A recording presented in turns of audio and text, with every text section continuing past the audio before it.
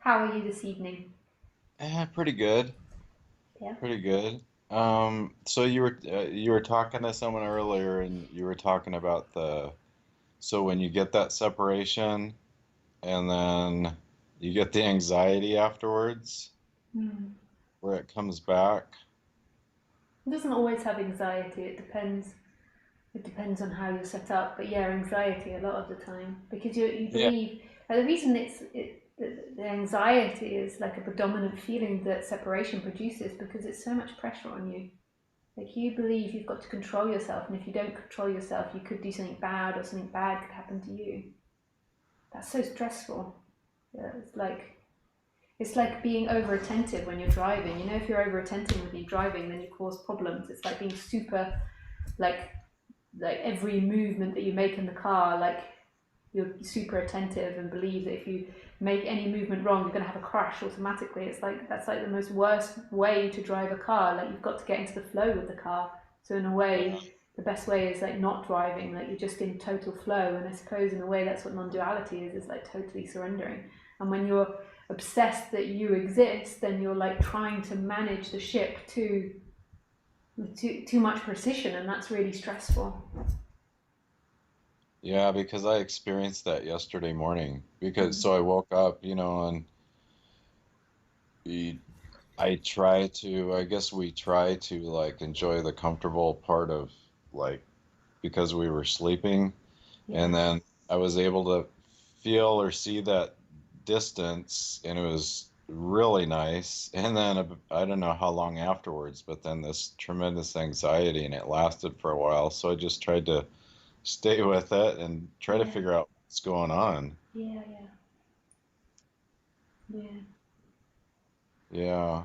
And I was listening to you were talking to one of the other speakers. It sounds like I guess what you're saying is um, try to be the consciousness or understand that you are, that all this other stuff's flowing through, I'm right? not. I'm not actually giving you a prescription Right. when I talk, so I'm kind of like dancing around it. But it might sound like I'm giving a prescription.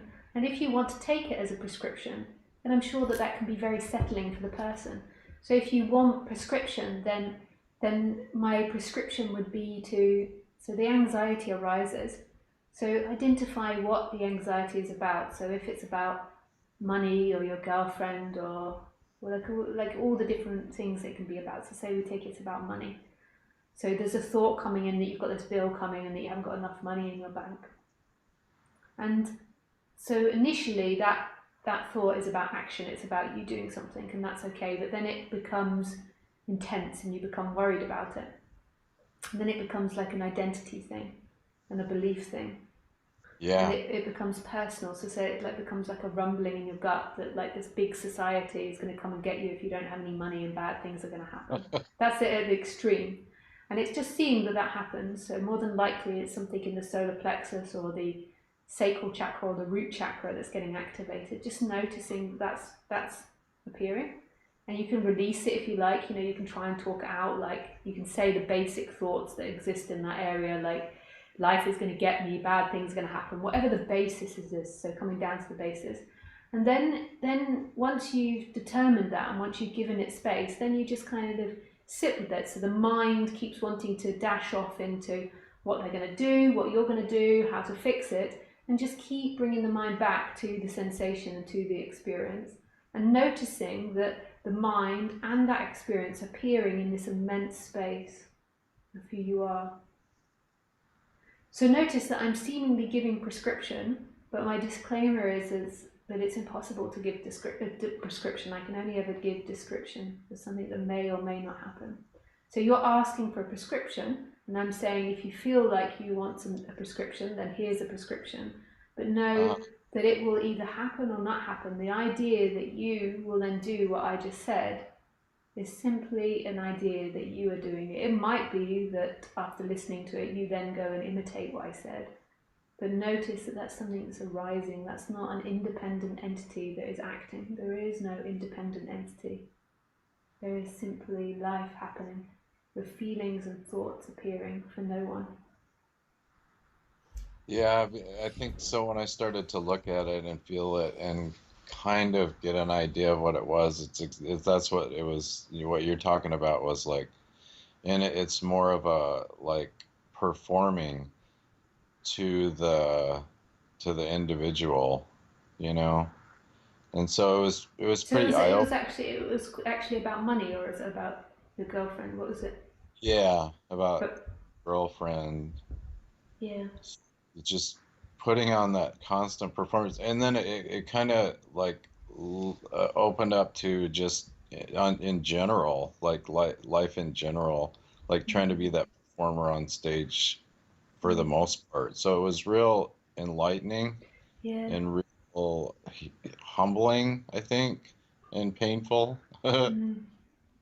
And just seeing, like, so if you don't perform for your girlfriend, the assumption that she won't love you. Yeah, So you're kind of like, you're creating yeah, that. yeah. Like in some way you're creating that. Like it's not a conscious thing, obviously, and there's no you that's actually creating it, but it appears like the illusory you is creating that. So it's like you, in a way, that illusory self wants to pick a girlfriend in which it performs for, because in that way it believes that it will be loved. And then it just stays stuck in it, you Yeah, know? it doesn't pick someone that it can't perform for, because if it picks someone that it can't perform for, then it won't have that possibility of being loved. So it's like, and then what happens after time normally, if you get somebody that likes to, do that, is then they'll blame the other. They'll begin to blame the other, or they'll begin to blame themselves, like that they've not done a good enough job, or they'll begin to blame the other for like making them perform so much. It's like I can never please her. She's never satisfied, and it's all like you stay out of her business. Whether she's satisfied or not is her business. Your business is you, like, and more than likely, like, your energy has picked someone to perform for anyway. So it's like you never would have picked someone that's satisfied with you, because somebody that's satisfied with you, you've never got the possibility of seeking through them. So you've never got the possibility of seeking to obtain love through them. So, and then is part of it so that I can see that and then get beyond it, Yeah, you in the think? end, everything is a gift. Yeah. Everything is your gift. So it's like Is it? it arises like, and then you see that, and then you see that that isn't who you are, and that won't bring you the love that you're looking for. The love that you're looking for is in presence, is right here, is holding that dynamic right now in this. It never left Yeah, you.